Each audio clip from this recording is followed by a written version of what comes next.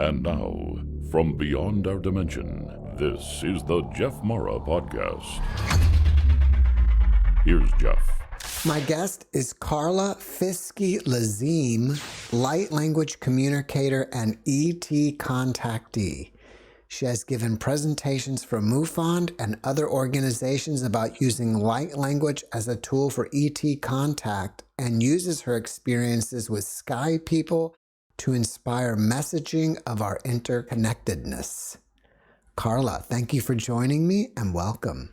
Thank you so much for having me. And again, thank you for providing a safe space for people to share their ET contact experiences, UFO experiencers. Thank you. Yeah. Well, we are happy to have you. And if you don't mind, Carla, let's just start with how you started having contact with ETs in the first place. I am really, really curious-minded. My father is big on the stars when I was little and had telescopes, and he and I would connect. Of the 6 people in my nuclear family, we would be the ones always into the stars and going out farther away where there's no night pollution. And I absolutely loved the movie E.T. as a kid, and it just planted seeds that I believed in them from that movie as reality. Fast forward 2015, I had my first UFO experience, and that was with a friend. And I was scared at the time. I didn't have the awareness I have now, and I just ran away. It was a triangular shaped consciousness craft.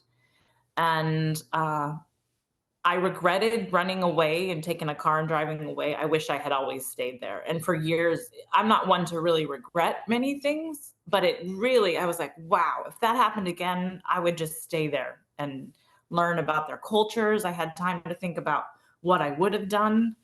And then fast forward October 2020, I started doing CE5 gatherings here in Orange County. Mm-hmm. And we've just had these amazing experiences. You know Caroline Corey's film? Have you seen that one? I've seen one of them. I need to actually watch the second one so I can get her back. I'd love to meet her one day. So A Tear in the Sky was being filmed one night when we were at CE5, and we had something like 14, 15 craft that we saw. And because it's non-local communication, we were seeing things slightly differently, each of us. And the most magnificent thing was, I'm like, did you see that craft? It had in the movies when the light goes all the way down, it was doing that, but at a slightly different angle. And many of us, the more spiritually minded people saw it, and the more scientific minded people were like, no, it did this. And, so we were being edified by sky people, how non-local communication works. And fast forward, I was communicating telepathically with sky people, and I had an dimensional travel during really, really deep meditation using binary beats from, I really recommend this guy, Byron Metcalf. He has a lot of shamanic stuff. His shamanic stuff there's a bunch of dimensional travel that can happen instantly with his stuff. And I dimensionally arrived on a craft. I bilocated not knowing what I was doing, kind of thing. And I met a non-humanoid star person sensei, and I was not scared. I got my spiritual doors knocked open in that moment with the contact, and then arrived back in my body, arrived back home here on Earth. And I had a ton of really deep telepathic gifts where I could hear people very close to my heart. If I shipped a gift to them in the mail, I could hear their thoughts. And that was too much. I didn't know how to handle the experiences, but I navigated it pretty well. And I was able to, if somebody gave me a gift, I gave somebody a gift, I could hear what they said. And when they called me on the phone, I had confirmation. That's what they said. And for my scientific paradigm growing up here in the West, that was a little bit hard to understand because of my reference. I had never experienced that before. Let's go back for a second. You mentioned that the first UFO you saw was a triangular consciousness craft. Why do you add the word consciousness to it? Because what I know now about UFOs, It was okay. So they have star people have a kind of crafts where they it sounds just way out there, but they can inoculate it with the consciousness of the individual. And this is going to get really, really way out there really, really quickly if you're comfortable with that. So when sky people work with the Akashic records of themselves as an individual entity, they want to clear out their entire Akashic records. And my perception of it now is that my future self as a sky person was coming to visit me and to touch base with this lifetime and understand what I was doing and to come help, because it can be perceived as harsh on Earth. I mean, there are some structures set up that can be very hurtful to humans. But I wasn't ready. I had too much fear. I wasn't ready to get my Akashic records cleared. I was just freaked out by star people at the time. So you're saying that your future self time traveled back here to kind of assist you and clear possible karmic accounts or something? Yes, this is my perception. And a lot of these things are so deeply ingrained in consciousness that the more I deepen my understanding of my consciousness, the more I understand this. I couldn't have grasped that in the year 2015 for where I was at in my life and understanding myself and my soul's place in our Earth. 2015, were you even into UFOs at all? I mean, I know you had some interest because of the movie E.T., but how much interest did you have? I had a little bit of interest. That's a really good follow-up question, Jeff, because I did sign up in the year 2001 to donate memory on my phone to help with search for extraterrestrial life. I think it's something to do with CSETI or something of that organization. And I did have a subtle hobby of being intrigued with extraterrestrial life. Whereas October 2020, though, it became absolutely a big part of my life in everything that I do. My culture has changed from the contact. Do you know what I mean? The way I interface. So the first time that you went out of body, listening to Brian Metcalf stuff, did you see an ET? And if so, what did it look like? Okay, so it was non-humanoid and had very, very deer-like eyes and the presence of a very fatherly figure. Somebody really, really wanting to steward me into my growth as a human. And I was sitting on a craft and it was just him and I was surprisingly not scared at all. I wasn't one bit scared. I just kept looking at him like, is this really happening? And he understood telepathically what I was saying. And I know this just sounds so out there, but he asked what I wanted to drink. And I said an unsweetened black iced tea, extra ice. That's my drink. And very accommodating. And he put mint leaves in it. And when I popped back home, I will be honest, forever in my life, I was a different person. I just had deeper understandings of things. I had deeper ways of connecting with people. It's been a ride since then because I've had so many beautiful experiences, but I've always felt so misunderstood by society up until that point because I think maybe it's my creation from my highest self, but I was just operating in a world that I couldn't quite relate to. Like I've traveled to 28 plus countries for like $10 a day, I've just always been extremely curious about culture. Like why would you and I do something, or why would your wife or my family member, why do we choose to do these things? Why are these traditions here for us? And what do they mean for our I'm just saying existence? And that's what I wanted from the sky people. I said, I want to know about your culture. I actually know enough about humans. I'm still curious minded about humans, but I'd like to know about your culture. And they have honored that ask at every degree of what I've been presented with from them, from multiple species, like a large number. You really wouldn't believe it if I told you, but it's a large number. So to get back to your story, you were at a CE5 event at the same time something was going on with Caroline Corey, and you guys were making contact non-locally Do you think that initial contact with you, even though it probably wasn't, a conscious conversation, still set up something with you and the ET, some kind of connection which helped you connect with them in a later point in your life? That's an excellent question. I hadn't considered that till you said that. It is a possibility because I noticed another spiritual minded friend and I who lives in San Diego. I telepathically received from them the message, "You can trust her, talk to her," and we've become quite good friends, expressing our light language and understanding one another's experiences. So you must be picking up on something in my field that I didn't realize. Yes, I think that's a very valid possibility that I hadn't considered. Yeah, I do think that. So you were saying that when you give people gifts or they give you gifts, like you're mailing them a physical gift in the mail, you have some kind of connection? Oh, are you referring to spiritual gifts? I'm not sure. You were mentioning gifts earlier, and that's when I interrupted you, and I was trying to get back to that. Oh yeah, so I have it's gonna just sound out there, but I have gotten actual gifts from Sky people in person, and I've gotten them delivered in my car in the passenger seat. And it's just using the basics of quantum physics, the inverse laws of traditional physics that they're doing these things. And I've gotten to know them at a personal, like just you know a respect and a personal friendship. So when you're saying a gift in your car, that's something that's physical?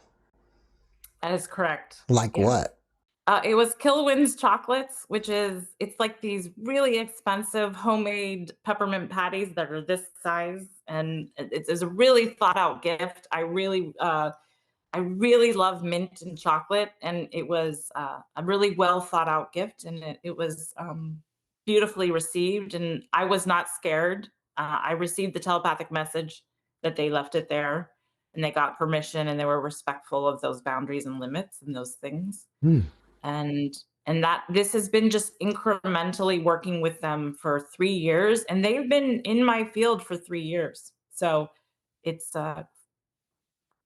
deep communication, and as a result, I have this really I teach in light language that when we're verbally communicating, it's going to sound crazy by human standards, but it's actually a shallow form of communication. When you go deeper in, telepathy is just another layer in. You go even farther in, there's light language. So I can communicate if somebody's, let's just say hypothetically, a million light years away, I can communicate that way with them in light language. A great example is James Webb's, when before they released their information, in light language, I received an image from the James Webb's telescope from my sky people to teach me this is how light language works outside of time and space. And they told me that a friend's field, they sent me an image of what it looks like. And later on in time, the same image was released live on the James Webb telescope on NASA. So these experiences I call paradigm shifts. I call them flip switches. And without these little incremental shifts in understanding their cultures, I never could have handled all of these experiences that have led up to where I'm at now in these experiences where I can kind of deeper understand unity consciousness. And it's really been an incredible experience. And everybody has their perceptions of my experiences. The most interesting one was from a global stage. They said, "You're probably getting the US government working with you to help release these technologies because on the global stage, it would benefit the US government to look better in the long run for the next 10 years." So I'm not saying I do honor, I love to hear people's perceptions of these experiences. But for me, I said, I did not get into this for the government. And I honor there's a lot of people into it for that. I have friends into it for that. For me, it's about the people. I see them as people, extraterrestrials. I like to call them sky people. They have feelings and emotions and traditions on Earth too, and capabilities of reaching, bilocating, and so do we. We're just as magnificent, if not more, with our DNA. So as I shared with you previously, our DNA is used for shapeshifting. My perception is the Anunnaki designed it with the intention for humans to shapeshift. Like, we have magnificent gifts.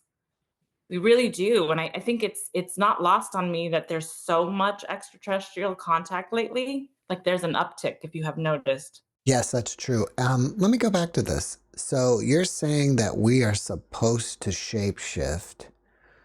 Why aren't we doing it? I know lots of people that do. And just yesterday, I actually was visited by a star friend who was sharing with me um, how their technologies work. And they were showing um, an angle and a degree of how basically using triangulated energy found in the quadrants of a sphere, how their species trilocate. And he showed me the 3 spots where he trilocated in this exchange that was less than 5 minutes in time. And it was a beautiful experience. It was magnificently laid out. So he was about 20 yards ahead of me in a white Mack truck. And by the way, I've known my sky people for 3 years, so I know when it's them, right? You know. And he was staring at me, and I said to him, "You're getting sloppy because you know our cultural norms and values. You can't just stare at somebody in a parking lot." And I telepathically was like roasting him. I'm like, "I know you know not to do that. You're an advanced being." And so he continued to stare, and I'm like, "Really? Are you really gonna freaking stare at me in my car, my Toyota Camry?" You know, like, and he was, you know, he's funny, has a sense of humor. And then, long story short, he was showing some information of how this triangulated energy works and how he trilocated.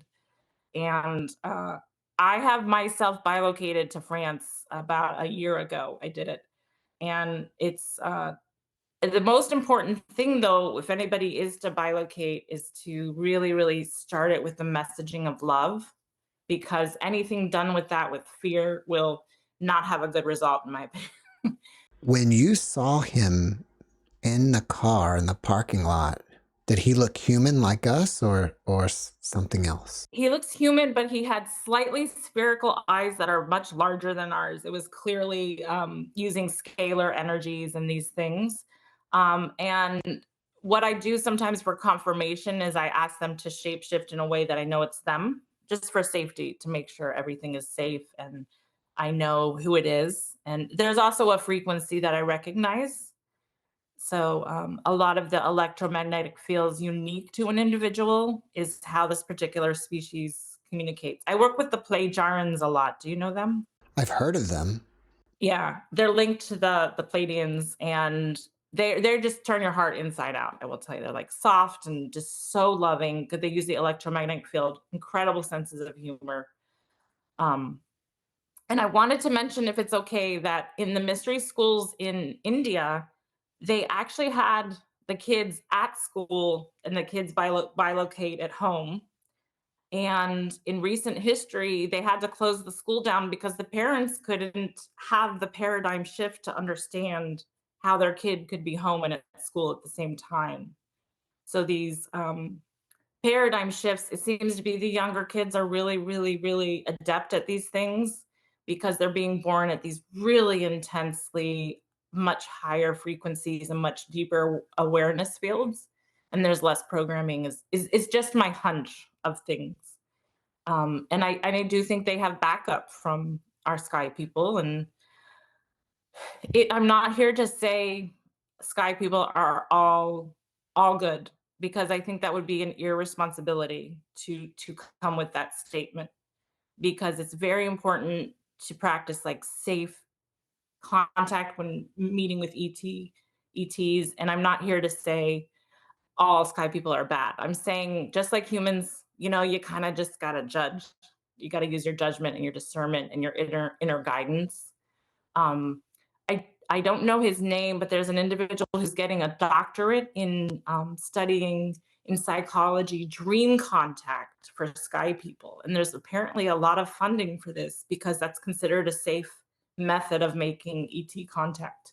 I had a guest recently said that we can't handle the germs that ETs have, so it's safer to meet Yes. them in a conscious Yeah. way. Yeah, I have been, and this just sounds so out there for just being like a stay-at-home mom in Redondo Beach. I hear exactly what you're saying. I have been inoculated, and I know it just sounds out there by our standards in society. I have been inoculated, so I have the contact in person, and I've had these like touched the skin and not had any reaction and not had, just like shaking a hand. I've gotten very grounded, especially by the Octurians. Mm-hmm. I feel that they are probably the most fascinating species I've ever worked with because they're so loving. They're so articulate in their mathematics, sciences, philosophies. So, in the field of resonance, that's basically an invisible field of network and of communication that connects us all. So, basically, you and I are, along with your amazing podcast listeners, experiencers. I want to say I love you all so much, and I want to say I appreciate each and every single one of you. So we're creating this invisible field of resonance outside of time and space with the sky people right now, and we're connecting with them. And a dolphin uses the same field of resonance to communicate invisibly. And if you see a flock of birds, they have this inner GPS that works. They're doing the same thing. They're communicating. And we humans, we do this all day long. We really do communicate invisibly. And we can keep with methods of our own spiritual or soul technologies, things private. I don't want all my business out there. I'm a private person too. So, but it's also a beautiful thing that we have the power to uplift everyone around the globe just with like sending out a message in our heart. Like I have had red and yellow photons appear from my heart um, through the vehicle of light language. What I did is I started building dimensions and doing healings for people that from the technologies that the sky people taught me and friends and those on here on earth who have the same contact. And they taught me to put the consciousness from this dimension into my body. And you wouldn't believe it, but I started to learn how to do the healings that they've done for me over the years. And I did a simple healing. I had a skin tag come off my stomach. It's not a big deal, but I was using their techniques that they've been edifying me through quantum physics. Most especially the Arcturians have spent a lot of time with me.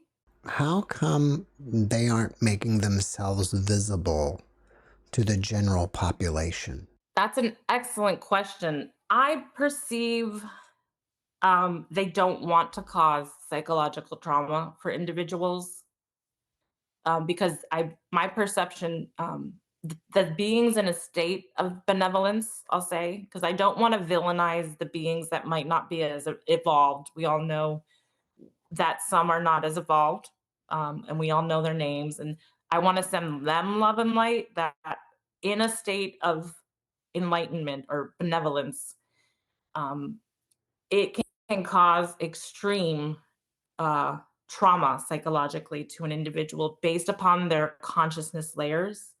So many UFO experiencers, for example, Barbara Lamb works with them, if you've heard of her, and she'll work with them to deepen their layers of consciousness and bring upon healing that might have been caused by past experiences with sky people. So they can understand their way in this world to come about and lead lives off of, scarcity or let's just say survival mode into creator consciousness. I do think I think this is a time when a lot of humanity's coming around and we're going to see a lot of creator consciousness, meaning a lot of people finding solutions for the structures that might be divisive around Earth. That's my hope. I would think that we've seen enough alien movies by now where it wouldn't be too psychologically troublesome for us to see them in real life. Okay, well, can I tell you a start about how I love what you just said because I have this little thing like it's funny our relationship with aliens over the years in cinema. It cracks me up, right? Like it's really um but I wanted to share an experience where I was at 7-Eleven and my friend saw somebody who was elderly, and I saw somebody who was young, the same individual. And then next to them, uh, they saw somebody else, a different race and a different age.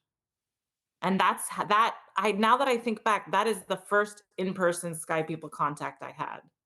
And they were using pixelation in their skin, similar that you would see in a computer. You know how we use pixels to change colors with touch screens? Okay. Their technologies allow their skin to appear differently to you than it would appear to me with quantum physics, with the inverse laws of traditional physics. And the fact that they're sharing them with us uh, is a beautiful thing, because there's been so much indigenous cultures that have had this over millennia. Like, it's nothing new, right? And it's great that everybody is experiencing these things. And I think if somebody wanted to have contact with them, I just simply telepathically said, "May I make contact?" You know. And I also believe that I had a ton of healing, a lot of fear that my highest self had to clear out with them. And they made it very, very clear to me they are neutral and they're just collaborating in my healing, and their simple recipe is only to go by the highest self. And so after 3 years of only being treated with such respect, to be honored, to be communicated with my highest self, I realized, like, I got to be better at respecting other people's highest selves and their wishes and the worlds that they are creating. And I realized, wow, I think if everybody had 3 years of somebody respecting everything they said for their highest self, we'd have a different earth. So I think they are working on individual basis with people to spread more at higher numbers for others, is my sense. I don't know that for a fact, but it's just a hunch, a feeling right now. What is their basic opinion of humanity right now? I asked them something similar minded. And what I came up with is I it depends on who asks that question would be the answer. So if you're communicating with them from your highest self, they will honor the way you view the world in that shared now, in that moment. So if they were to ask me, they would honor the way I am creating my world, the way I see the world. Because I had one star friend of mine go through the filter of another friend. And I said to the star friend, I said, "You don't talk to me like that. That is nothing like the way you have a different personality with her." I said, "What?" And she explained to me, she said, "No, no, I'm not, I'm, that's my culture." She said, "Our culture only works with the world that the individual is creating." And I was like, wow, because I thought they seemed so different when my friend was communicating through her filter with this Sky person. And I thought that was like a profound culture to exist on that one litmus test. If we really truly love one another and the world that another is creating and the integrity that that person has, we will just honor what the highest self says in that moment. And it may be different the next day, right? And as a result of these dimensional travels, I will say I can change quickly from my perceptions of reality, called extended realities. Does that make sense? Yeah. Yeah, you know what I'm saying. Okay, because but it's also been I now that I know more about the love and the unity and how to just be in the light, it's made it easier, right? It's made it a lot easier. It took me 3 years to reach this. I thought that there's unity consciousness, because I said, how is there unity if we have prisons and we have these things? It was just hard to understand. But just slowly, I had a mentor in San Diego who just, her name is Ashley Lee, and she just slowly worked with me and patiently. Because I had 3 years of experience with Sky people, I also needed, though, somebody based here on Earth that could land all of this knowledge and make it more presentable, and to build my acumen on how to share my experiences, which is really our experiences as humanity. Have you ever been aboard one of their craft? And if so, what does it look like? Yes, I have. And I would say it was very, very, very, very clean. One of the cleanest sterile metal things I've ever seen. Um, and I've also, on a more magnificent note, through light language, I have been given blueprints through communication and light language. So I've had the photons delivered in my inner world, and I could see a map and a blueprint of this UFO. And it was just magnificent in understanding how much they work on. So light language is the sacred geometry of the cosmos, photons, light, and sound combining. So almost all of the sacred texts say we gave birth to light, we gave birth to sound, we gave birth to dust, those things. These are common themes in a lot of ancient tablets as well. And light language is that which is found in everything. So it's basically the totality or the singularity of the universe. And it's a form of communication that connects us all and how we are interconnected to um, all of us. And it was the sky people that explained to me that they don't see their planet separate from ours, this particular species. And they said that the totality of all universes, all planets, all stars, along with the earth, the oceans, that is what they perceive as their world. So they feel they are part of the earth and that we are a part of their planet. And they said if somebody can kind of keep up with their consciousness levels, they're welcome to visit, is what they said. Can you give us an example of light language? I would be honored to. I would may I give you and your wife a blessing? Sure. Okay. Um it's gonna I feel a lot of love and I'm just gonna just take a moment, okay? Okay. Uh I work with the frequencies, I can feel them. And sometimes in my inner world I get a photonic expression. So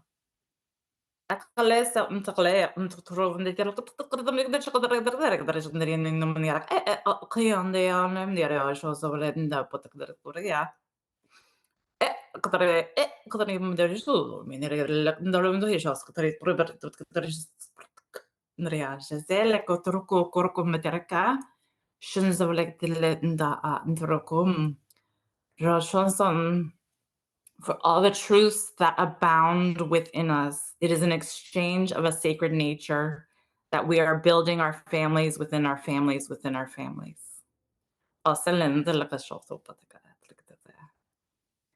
Thank you.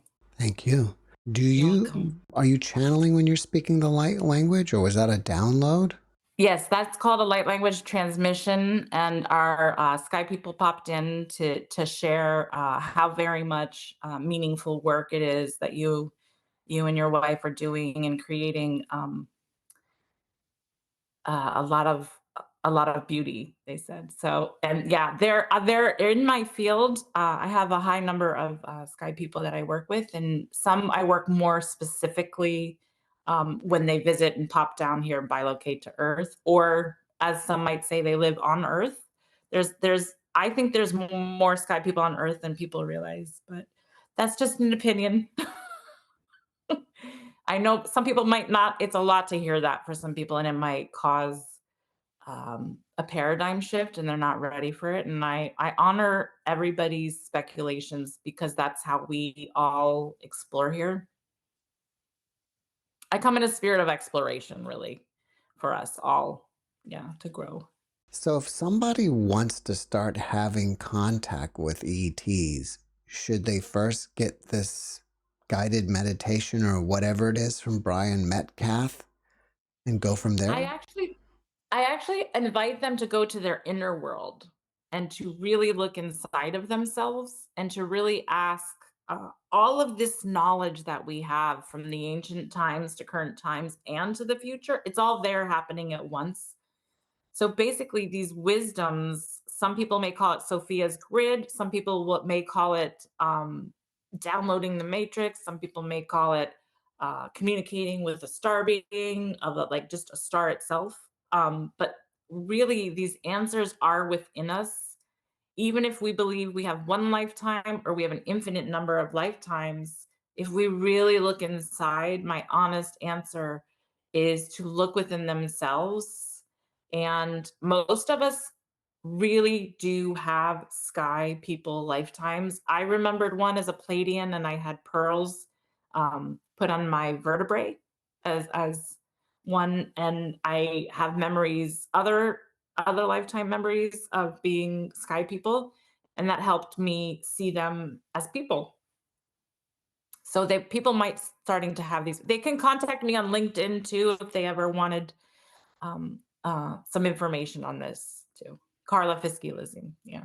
What is the most shocking or profound thing that these ETs have revealed to you? How do you say? I'll say one of the shocking things. Um, oh, this is so funny. This story. Okay, remember the movie Oppenheimer? I don't think I saw it.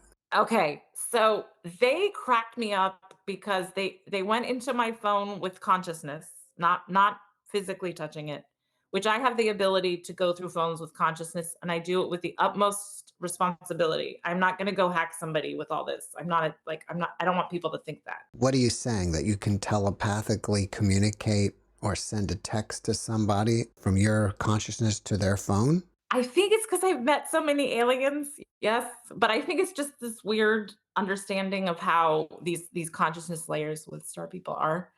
So the funniest thing, the most outlandish thing is they use their triangulated energy in the audio on my phone on voice memos, and they did a funny thing from the Oppenheimer movie before it was even released, okay? And they I channeled something from the movie in exactly the way that one of the characters said. And it cracked me up when I sat in the movie and saw what I had experienced from something in my phone that I telepathically. It's a very hard to explain story to delineate in linear story. So they use their technologies to basically make fun of the way I was speaking, and they manipulated the audio on my with their consciousness on a voice memo of one of my light language to match the voice of somebody from Oppenheimer. It was so bizarre. You don't still have that, do you, on your phone? Probably somewhere on a bublup file somewhere. Yes, I probably have it somewhere, but I don't know. I'm not a computer savvy person too. I get a lot of fear around computers and I do not know what that's about. I have to work through that. But yes, probably stored somewhere. A couple iPhones ago, yeah. What are the other shocking things they revealed to you? Okay, a lot. Okay. So shape-shifting a car was pretty shocking. And then so the genetic materials, they're able to have what we would perceive as free energy. So the genetic structures they've learned, they've told me they could turn a phone into a pie phone. Like they just have these technologies that are out there. And I've seen somebody, a star person, bike riding, and he chewed like a power bar and then turned it turned into something like an organic matter, which I know this is a paradigm shift for a lot of people, and it's impossible to think of if you haven't seen it. So I'm not asking people really to even believe what I'm saying, but explore their inner worlds, and they might find a lot of that we have these technologies within ourselves. Um, Another one is an avatar, which is, a person, a being. They shape shifted in a car and went, and there was no driver in the car at all. So they went from a person sitting in the car in the driver's seat to nothing at all. Another important, interesting thing is they've been edifying me with license plates to understand languaging winnowed down to the number. So communicating in numbers, I can use not base 10 math, which is inspired by us counting on our 5 fingers, the other 5 fingers, using base 12 math and above. I'd like to help with sharing for the hearing impaired light language using base 12 math. And I'm starting to intuit it like this, and I can feel and sense letters on the English alphabet using base 12 math. And I'm not doing this alone. They're helping me. I don't think I can take credit for that one. I'm getting a lot of guidance. Are they using base 12 math because they each have 6 fingers? No, they're using base 12 math because of the more open looped systems that occur with this. For example, ancient Egypt, Kemet, Blackland uses base 12 math. Is still to this day one of these most inspiring places to visit. All that creativity, all that science and philosophy and art and spirituality coming together as one.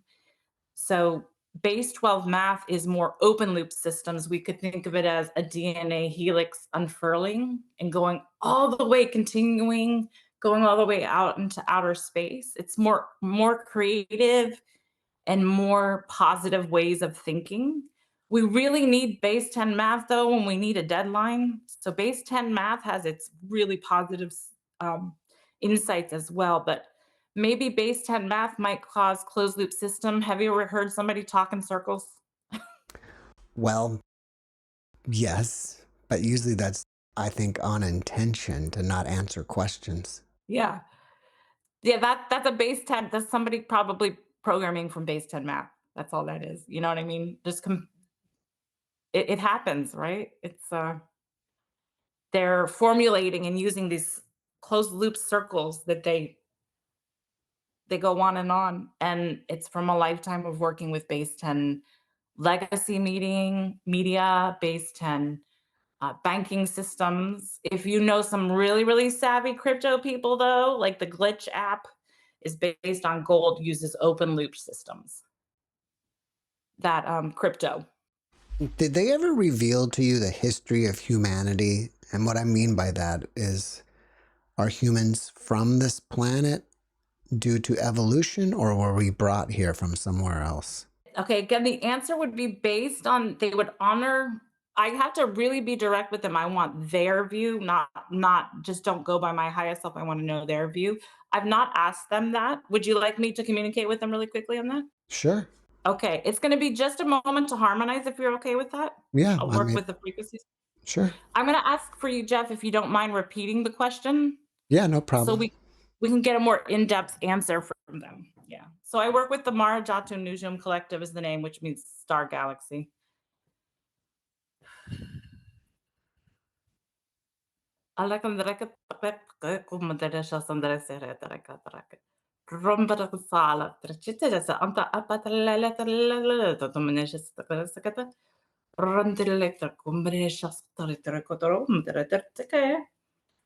We are so pleased to meet you, our dear Jeff. Could you please repeat the question for everybody involved? We'll see. Are humans a product of genetic manipulation from a species that were already here on the planet, or were they brought here from somewhere else? We believe it is a little bit of tinkering with the DNA off planet to bring the DNA here.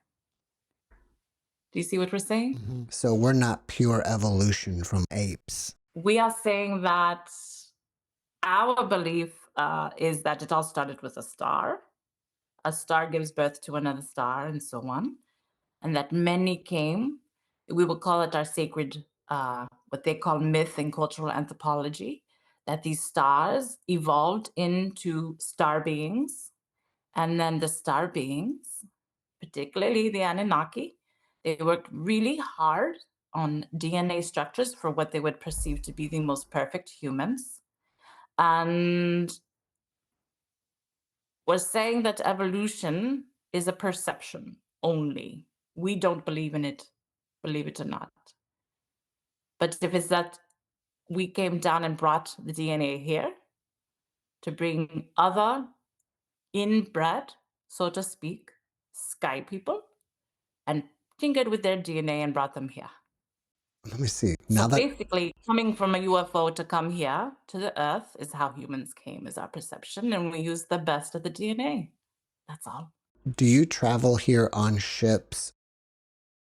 And if so, do you go through wormholes or in some kind of conscious realm? Okay. There we go through conscious realms. That is where our species are at. And we're going to say something, and we don't want to vilify the less evolved species. They don't have those capabilities. Do you know what we say? Or at least the awareness. They could become that conscious if they chose to be. Our species works with many, many, many number of other species. So Carla, our communicator here, was being edified by that sky person yesterday. And it was showing them how we communicate and how we, as humans would say, time travel, how we go between time and space. Do you see? It doesn't take the amount of time that humans would think in the complicated nature with wormholes. The wormholes are not necessarily going to bring about the safest forms of travel. Consciousness is actually what we believe, what humans would call national security. And it is the safest ways of travels that we have created. Is it true that there are civilizations of ETs living underground beneath us that Of course, yes. humans are not even aware of? Absolutely. Especially a lot of the Asian nations, you see, okay, are very cut up on this and very savvy in their natures of understanding this. And there's many here on this side of around the globe. The thing is, they are very advanced, these species, and they might not want people to know how very advanced they are. And they might have myths that scare people, if you know what we're saying. They want the perception that they are scary creatures because they might not want to deal with some pockets of the humanities, the humans, we're trying to say. The people who do live underground, they can actually build dimensions here on this earth where there are two earths. So you, our dear friend, could go to your favorite coffee shop, our dear Jeff, and they could build a dimension and there's another coffee shop on the same geolocation. This is our truth. Some of them who live underground, though, they're not scary just because they live underground, we're saying. They just have these massive amounts of technologies that come around. And here on Earth, you have well over 400 actual earthbound civilizations. Okay, by our count, there's 497 on Earth, not 195, which is the conventional mode of thinking, because there's we're trying to say indigenous cultures. You see, combining these nations and things, there's a lot going on Earth. But when you go off planet, our dear Jeff, it's sometimes one world governments for an entire one planet.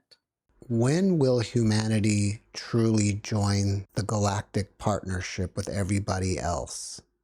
And we'll all be together here on Earth. Many already are, from our perspectives. Many are benefiting from people like you sharing and holding a voice for those to share these things. There's many interplanetary exchanges going on. Believe it or not, so many indigenous for so many millennia are doing it. So we're just saying the percentage, if we were to guess, of humanity that have these deep exchanges from our perceptions, particularly thinking as planets interacting with other planets, probably 20% of humanity does these things. If you do the math, that's pretty good. It's a lot of people. It's a pretty good. A lot of it.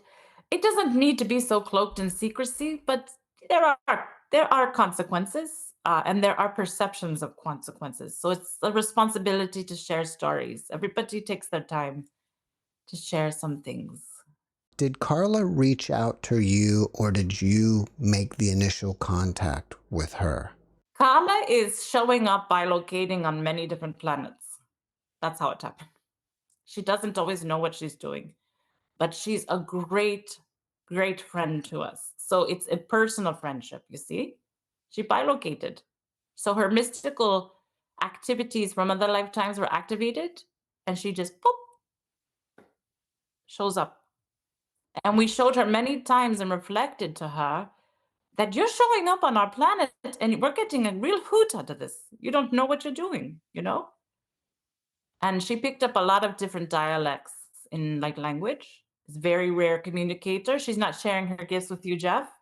She has the gift of very low and very high resonances and combining them. And her other gifts in communications are that she can very, very, very slowly hide the taboos of different cultures when she speaks in language. So if we're speaking with other species, she has an intricate knowledge of what can be said and what cannot be said. Do you know you have taboos, say, if you're going to go to a country, let's just say Iraq, it's taboo to openly talk about drinking alcohol, right? Okay. And she knows in our planetary cultures what can and cannot be said. It's very clever. So she has a little bit of a smoke screen. Are you familiar with that word? Yes. So she has a little trick where she has a smoke screen by one symbol of light language that will cover up what may or may not really cause a conflict. And these are things that, yes, it is happening. These interplanetary galactic exchanges, they're really here. And there's it's some people don't like this word consciousness, per saying. So some people don't like that word, and we respect that. If some people want a voyage outside of consciousness, it just means eternal. It's connecting the eternal nature of all of us to what is considered a finite, such as the mind, such as the brain, such as the body. So now consciousness is that which is eternal and can create incredible healings upon this mind, body, spirit unit. Do you see? Can you tell me about your cycle of life? Like, how long do you live and what happens to you when you do die? Okay, you won't believe me when I tell you this. Okay? It took us 237 years to design one craft. And we can regenerate the DNA in our bodies and we can live millions of years. And we do not show ourselves to many humans. We do not give out the name of our species right now. And we're a little private because we know what we have been doing. We work with many different planets all at once, you see. So Carla was a witness of one of our people dying, okay? And we came down, we bilocated, and we shared with her the ceremony when somebody passed. And we want to answer your question as delicately and deliberately as we can. We don't believe we die. We kind of believe we are immortal, but we do, in a contradictory sense, believe when a body chooses to go to another body, to incarnate into another one, that could be the perception of dying. Do you see? I'm not exactly clear on that. You said when the body dies, it goes to another body? We're saying we have capability to take, let's just say, one person's body and to regenerate it into a more healthier one. And we can move the soul to the next one. Oh, so you can just transfer the consciousness from one body to the next. We can. And we know how very odd this is from the perception of living 100 years. I have, let's say, the human average lifetimes between 67 to 100 years. We know this is an outlandish paradigm shift for everybody. It just sounds cuckoo. Not We to know me. that. Good. Well, We like this. how long have you been in this current body that you're in now? Okay, to be clear, we're picking up outside of time and space. Some of the listeners are confusing Carla, this body, with the body you're referencing, which Right. is, yes, we want to be clear. Hey guys, get out of this small thinking. Okay, let's smoke our cigarettes. Okay, But let me we can ask. smoke cigars together. We are not Carla. You're We right. are just using her channel. That's Can you all. get? It's Can just we? the radio. Can you give me a name so I can reference you personally? Yes, I am Sensei. Sensei. Sunset? Yes, yes. Sensei. Sensei. Sensei. Okay, so for Let me give it to sunset. you in light language. Our dear Jeff, let us give it to you in light language, okay? Okay. My real name, because you are one of those who can handle it, okay?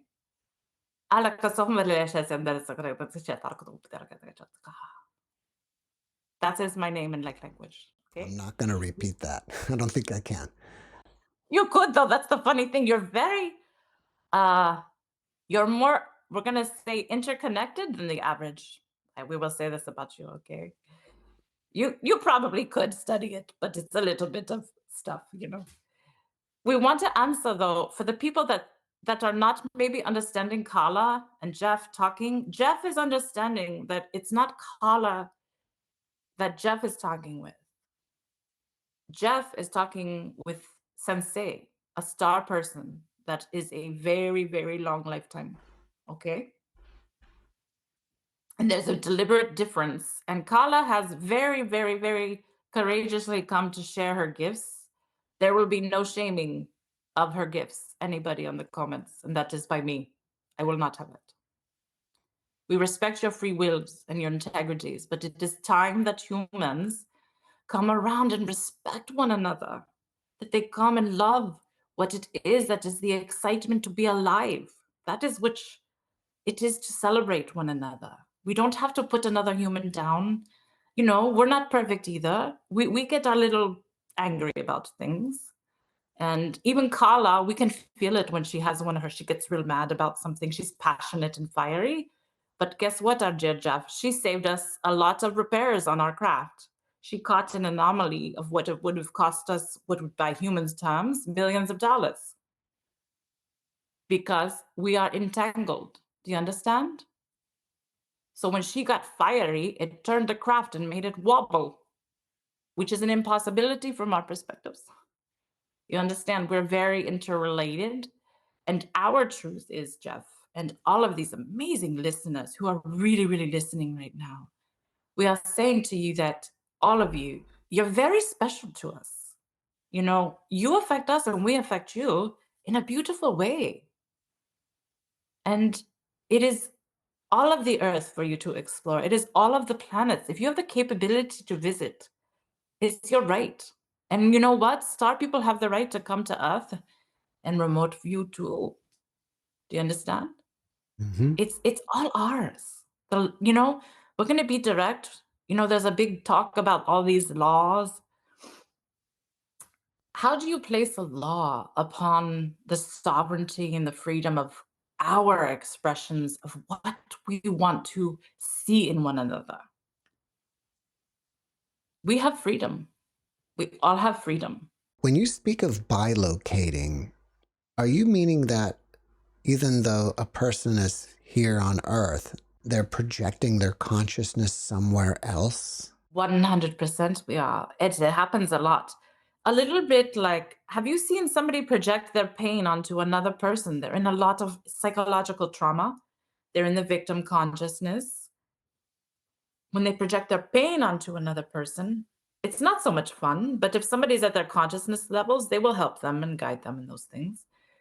It's the same thing with going deeper layers of your consciousness, Jeff. You could send a signal from your heart that will hit 2,700 planets over, 2,700 universes over. That's how strong the communication is. One proton on the human body is estimated to last longer than the lifetime of 4 Earths. You are powerful, the humans. Your body is powerful. The spirit is even more powerful, the connectedness of the eternal nature, connecting the eternal to the finite. It's beautiful. Can you reveal to us something about humanity or space or anything that would be shocking for humanity? That is a good question. It depends on okay, let us think really good on this.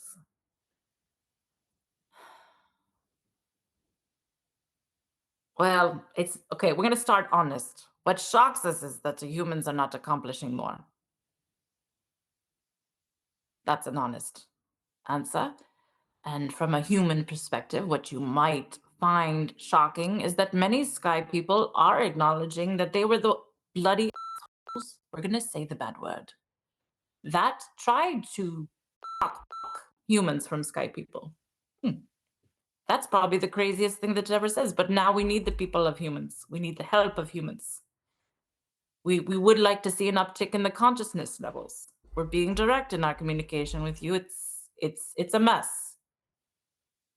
There's a lot of muck. We call it the field. And that's the field what connects us all.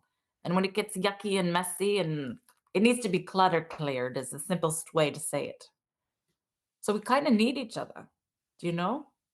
But see, the difference between us and many other species, we won't come to you and tell you, XYZ, PZQ, let me dictate how you do. If you do this, I will put you in prison. And yes, maybe some people perceive we need prisons, but what kind of contract is based on that deep layer of fear? how about let's explore this world and help one another? You know, we're so nice, actually, that we're going to say something about Carla that she said, people aren't this nice. That's what she said to us at the beginning, Jeff. Can you believe that? Yes. You do believe, you get what she said then. Mm-hmm. Okay, then. So it took her a long time to trust us. She's not telling you all that stuff. She got a long time to put trust in us. Okay. Yeah.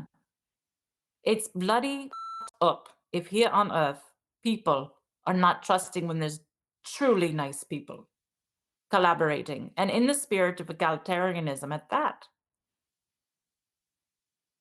It's a little bit messy here, but it's a little bit messy our way too. We all have our stuff, don't we? So, yes, we're not coming from perfectionists. And quite frankly, having friends, we'd like to make you our friend, Jeff. Like friends like Jeff and Carla, is that it makes it kind of interesting because we're going to say a funny thing. Do not be offended. Mm-hmm. The unhinged nature of humanity is intriguing to us because we are so bloody predictable. Do you know our capabilities and the technologies that have lasted with longevity? We can be bloody boring. So Carla, our communicator, she's interesting. She's our friend. She's funny. And she's fun, you know? Mm-hmm. And so many humans have these rich interior lives, Jeff, that they're not really sharing with one another. They're putting on their own act, you know? The authenticity should be the birthright of everybody on any planet to be who they want to be. Carla told us how to contact you, but from your perspective, if we want to make contact with you, how do we do it? Okay, from our perspectives are not everybody we would allow to make contact with because that would be irresponsible of us. We would ask kindly that people work through their fear and trauma, and then once the consciousness layers are deep within, we will work with them. We have worked with people like Barbara Lamb and Carla to collaborate with others who might need in this kind of guidance and things. But we're not here to say we won't work with you. We're just saying we don't want to cause harm to people. I'm sorry to interrupt you, but what's the best way for us to work through our fear and trauma? Okay, that is a delicate answer. Okay, to be truthful, we have come and worked with it. Okay, it's a long-winded answer. Forgive us, Jeff, for this. It's a unique to the person thing because we have worked with humans for years, sometimes 20 years, and they still have not let go of the trauma. They have not let go of the fear.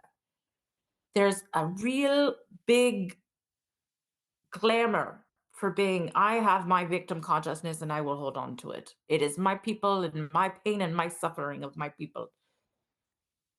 Honestly, all of that could happen in a minute. And just somebody from our perspectives, which is going to sound batshit crazy, but you just say, I'm done with it. I want to live life without all this drama. And that seems so simple minded to so many humans to let go of all these beliefs. The answer is within, you know. Somebody like you, Jeff, you have worked through, you have a kind, well, we're going to say a little bit of a golden light within you. So sometimes your listeners and experiencers of your podcast, just having that golden light around them, that helps them. And we're not here to tell everybody to go and save the world either. We're saying work on yourselves if that is the best thing. We'd love to make contact with, we can make contact with large numbers and things. And if you would have Carla, we're volunteering Carla's services, but if you were to have her come back on, she could work at a number of people, if that is what Jeff and Jeff's team would want, I've had more than one guest talk about something's going to happen in 2026 that's big involving ETs. Does that mean anything to you? We're giving this some delicate, deliberate thought. We believe that everybody creates their worlds, and we believe that we wouldn't want to charge that year that way for all of us. because we are co-creating one another. We are co-creating our realities. Have you ever, just stating that charges that year? You know what we're saying from our perspectives.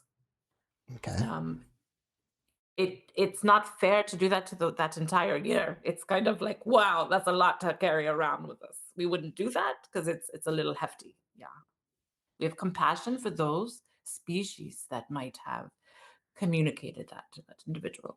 You know, we respect everybody is exploring these interplanetary worlds. Lucky Carla, who got to get this crazy sensei to connect with her. It's not for everybody. Not everybody could handle the weird, bizarre shifts that Carla has experienced in scalar energies, in understanding quantum. One quanta is the smallest photon. Many makes it quantum. You know, there's going on and on about how all of this works, these sciences, when it's all there. It just seems some people might be a little bit, so to speak, scared of them because it changes their world. Not many people can handle Carla. We sent her, she's leaving out all the funny stories, Jeff. So we sent her blue lights coming down from us. We sent her literally blue photons that were just floating around her. And now she can do it. She can do light language. Sometimes she's learning how to do it on command, or she can have the photons appear. Okay? And this is just non-local communication we've been doing all the while, right? And it's always been here on Earth. This is nothing new here either. It just seems to be some people wanted to cap it off and not let some people learn these things. And now it's becoming a little more available for everybody. Carla was involved in something called CE5 contact, where they get together and they meditate and try to contact ships. How do the ships receive their conscious thoughts when they're, beings in a ship up in the sky? How are they picking up human thoughts? Yeah, that's a great question. It's not in the way that many humans actually are understanding it, because most of those images of the crafts are non-local communication. So the craft will be slightly off of a planet, and then that image will be sent to Earth. Do you see what we're saying? So the UFO they see above the skies of the Earth are vastly farther away in physical distance.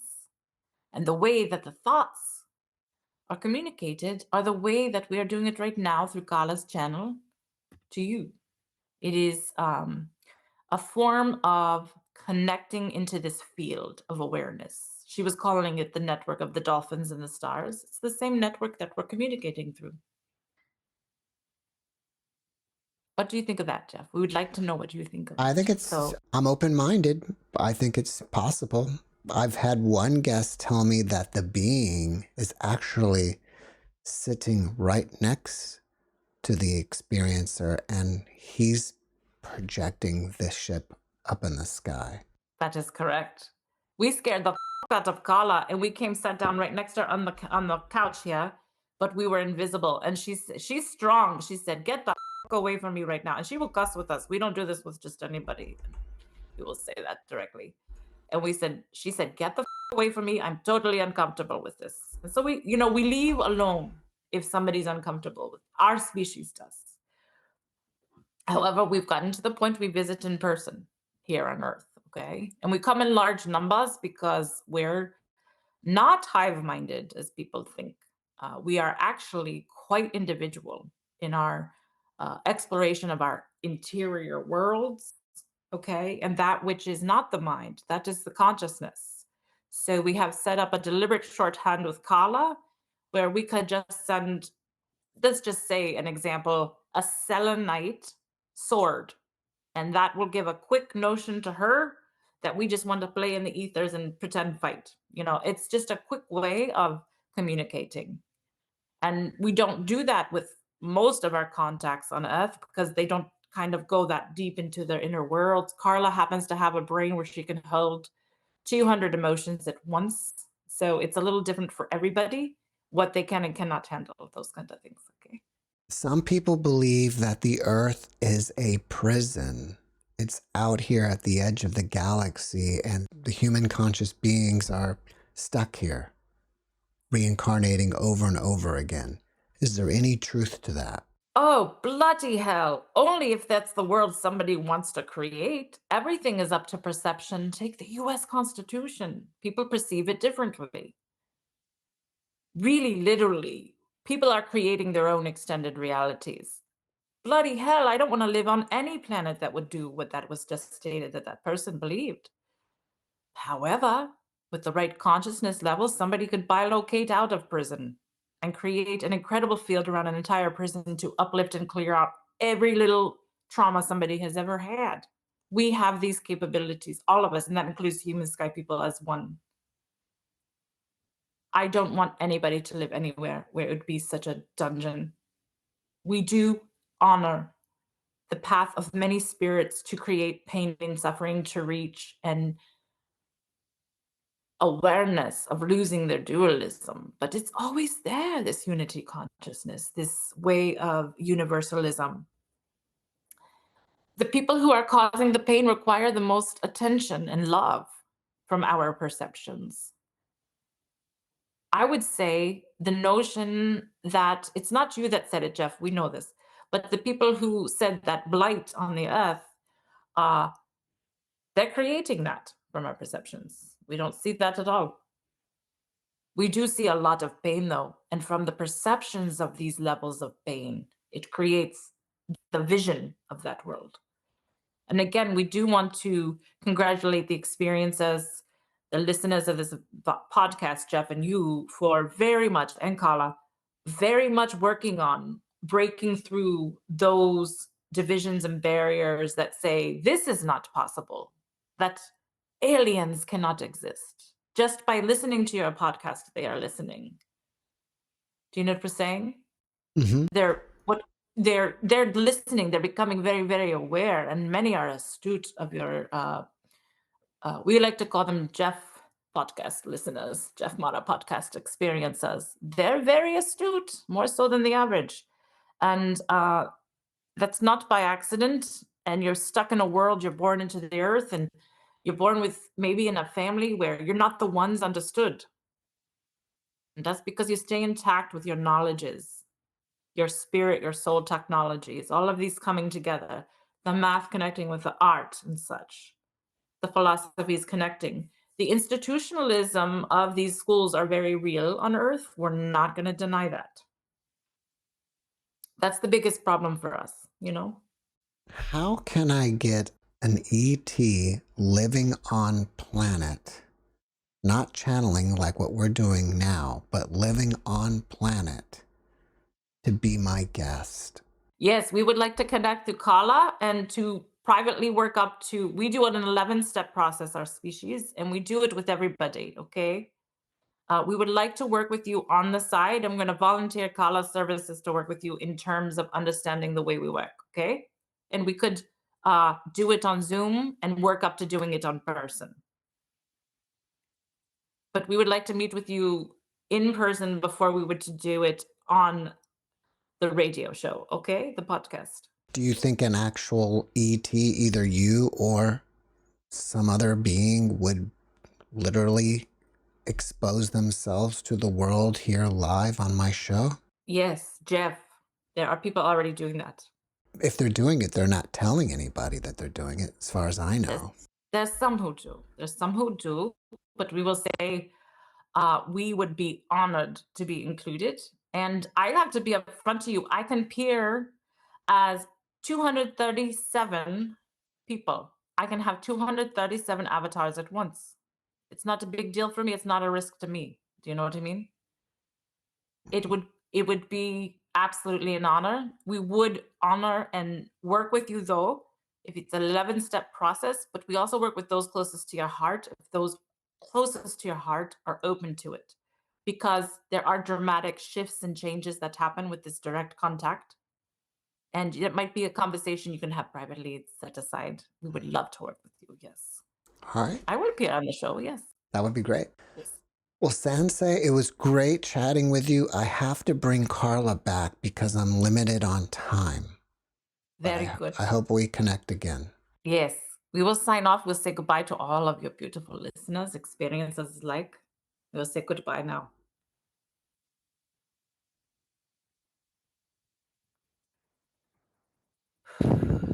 Thank you. Thank you. I wasn't Expecting them to come on like that. That was so cool. I wasn't either, so that was great. I thought it got really interesting when they got on. They got so much better. We should just use their part. No, the whole podcast is good. Yeah. Oh, good. You're wonderful. Let me let you go for your family and all Well, let me finish with a few things before I go, and that is, after watching this podcast, people may want to reach out to you personally and ask you questions. Are you open to that? And if so, how do they contact you? I have a LinkedIn. Would you want me to email that to you after I get off of here? Well, A LinkedIn link? And I can put a link in the description, but is that the best way to reach you? I prefer LinkedIn because I keep my email for kind of this kind of thing, like because I then I don't get a bunch of emails. Yeah. Okay. Do you think? Yeah, I think I'll Sure. give you my LinkedIn. Do they just find you under your name on LinkedIn? Yeah, it's Carla Fischi Lazim under LinkedIn. Yeah, the one Okay. that's spelling it. Is your picture on your LinkedIn profile? It is. It is. I'm checking it to make sure. So if someone goes on LinkedIn, then they should be able to find you. Yeah. I'm gonna probably dedicate putting a site up soon. Yeah, it does say Carla Fischi Lazim. Yeah. All right, perfect. Do you have a website or anything else that you want people to know about? I don't have a website yet, but I'm building a logo. I'm at that point in my business that I'm starting to get on the grid, as they say. All right. What is your business? Frequency wave pattern company. So I'm working on a TED Talk submission to explain these experiences. I won't necessarily talk about sky people on the TED Talk, but I'll talk about how these quantum physics connects spirituality and science. Oh, For great. those both people, a lot of scientists are getting that I have worked in this community. A lot of scientists are getting their voices squashed so that they can't share what they know about quantum physics. So I'd love to be that idiot light worker that goes up there and starts talking science, and then I'm building bridges between the communities, the light workers and the scientists, basically. Well, before we finish up, can you leave us with one last positive message? I actually started my exploration with the search for extraterrestrial life to look outside of myself and understand the galaxies. But I literally fell in love with humanity as a result of 3 years of extraterrestrial contact. That's great. Carla, thank you for your message, and thank you for being my guest. Thank you. You're so welcome. Thank you so much. Thanks for watching the JeffMara podcast. I really appreciate you. Another way to show support is through YouTube memberships. And if you do, there are loyalty badges and other perks depending on your level of membership. All you need to do is click the join button underneath the video to find out more. Thank you for your support.